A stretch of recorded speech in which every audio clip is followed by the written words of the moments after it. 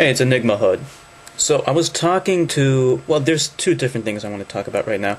Well, first of all, I was talking to my fiance, and we were discussing about, religion and things like that, and we got to talking about how people can be so skeptical about, they can be intelligent and skeptical about everything except their own personal beliefs. And the question is, of course, why is that? Well, it all has to do with biases, and these biases are deeply rooted at birth. As soon as you're born, you're not born believing in anything, but you're influenced by your dumbass parents, who may brainwash you into believing in all kinds of stupid-ass nonsense. And unfortunately, this problem exists all around the world, but especially in African Americans, which really pisses me off, because they're in this cycle of teaching Christianity to their children over and over and over again, and the children never think to question the beliefs that their parents taught them. And if you go back far enough, these beliefs come from a white guy. They come from a white guy. They came from a white slaver. And that's it. And I don't know why blacks don't think for 2 seconds that the only reason why I'm a Christian and why my parents are Christians are because it was forced on us during slavery. Now, Christianity has this habit of just spreading their stupidity all around the world. And it also happened in India, actually. There's a province called Goa, and it was colonized by the Portuguese. And they actually tried to install an inquisition there, where they would force everyone to become Catholic. And all of the non-Catholics, the Hindus, the Muslims, they were either forced to convert, or they were driven out, or they were killed.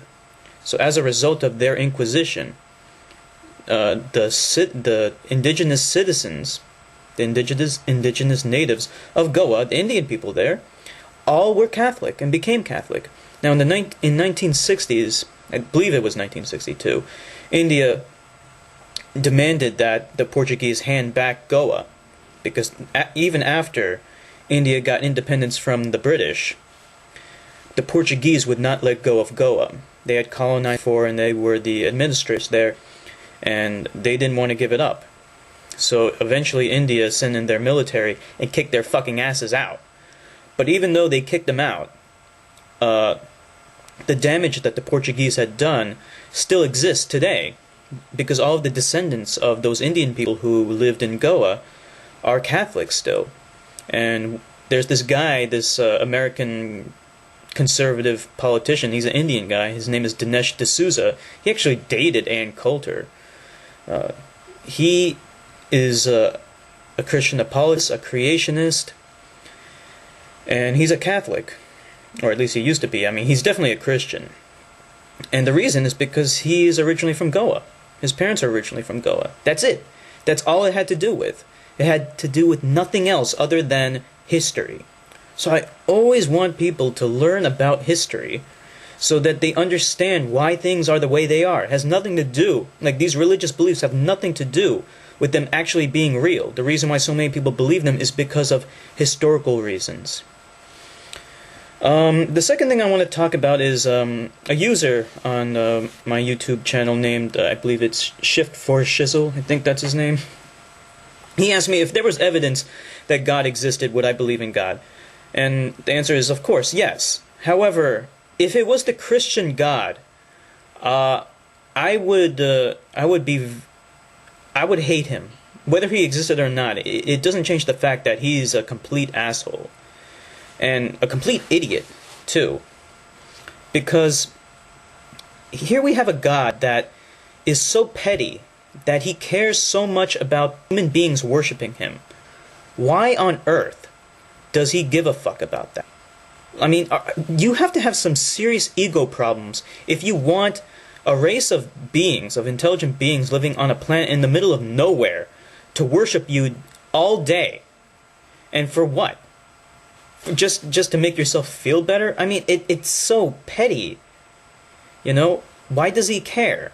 And to make matters worse, he is also willing, not just willing, he's going to send people who don't believe in him to hell so they can be tortured for an eternity.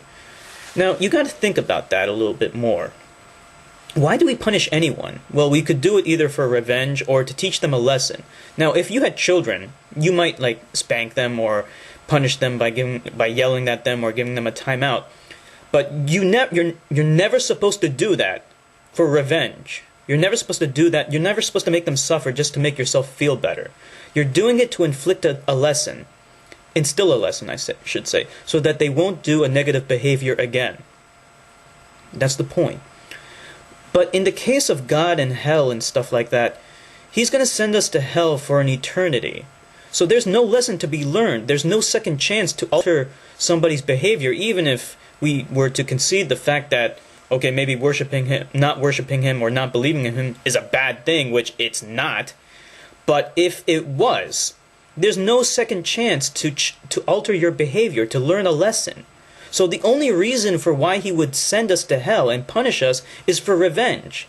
How sick and twisted and evil do you have to be to send somebody for an eternity of torture just because you don't believe in him? So as far as I'm concerned, the Christian God, if he existed, he's petty, immature, and unbelievably evil. And those are all the characteristics of a child king. There's a good reason for why the Christian God has so many petty human emotions. It's because, logically, he was created by petty, stupid human beings. That's it. Any real God, if God actually existed, and he, for some unfathomable reason, cared about us believing in him, he would not use ancient texts that have to be translated over and over again, and relying on anecdotal testimony, which is unreliable. He would be incredibly stupid to do it like that. And any being that would qualify as a supreme being, as a god, would know this. So, as far as I'm concerned, if he did exist, he wouldn't care about us at all. He wouldn't be the Christian God. There's just no way that he could ever fit those characteristics. It doesn't make any sense. It's completely illogical. So, if we were to assume that God exists, then it would have to be along the deist point of view of, he created the universe and then just left it alone, or he doesn't care about us. But I don't accept that because there's no evidence for it. So I guess that's all I really wanted to talk about. This is Enigma Hood signing off.